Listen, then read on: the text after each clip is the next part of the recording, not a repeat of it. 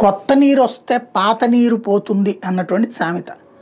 100 ఏళ్ల క్రితం పుట్టినటువంటి కాంగ్రెస్ పార్టీ 46 ఏళ్ల క్రితం పుట్టినటువంటి భారతీయ జనతా పార్టీ చేతిలో దెబ్బతింటూ వస్తోంది. తన ఉనికి కోసం పోరాడాల్సిన పరిస్థితి వచ్చింది. ఒకప్పుడు 2 సీట్లకు పరిమితమైన భారతీయ జనతా పార్టీని వెక్కిరించిన కాంగ్రెస్ పార్టీ, మీది ఒక పార్టీనేనా అన్నటువంటి కాంగ్రెస్ పార్టీ, అయ్యో ఏంటి కాంగ్రెస్ బ్రతికిలా అనే స్థితికి వచ్చింది. భారతీయ జనతా పార్టీ వ్యవస్థాపక దినోత్సవం మనమే జరుపుకున్నటువంటి చూసాం. అయితే ఇక్కడ లెక్క ఏంటంటే, నెహ్రూ రికార్డు వరుసగా 3 సార్లు ప్రధానమంత్రి రికార్డు ఇప్పుడు సమన్ చేసేశారు మోడీ. ఇంకోసారి గెలిస్తే కాంగ్రెస్ రికార్డు కనుమరుగైపోతుంది.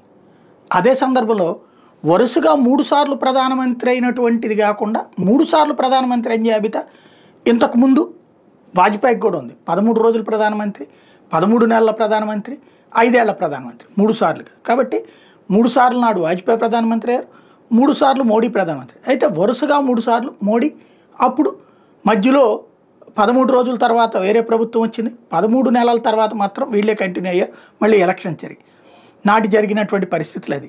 ఇది ఒక ఎత్తు అయితే, దేశంలో ఇవాళ రోజున 21 రాష్ట్రాల్లో భారతీయ జనతా పార్టీ ఆర్ అలయన్స్తో అధికారంలో ఉంది.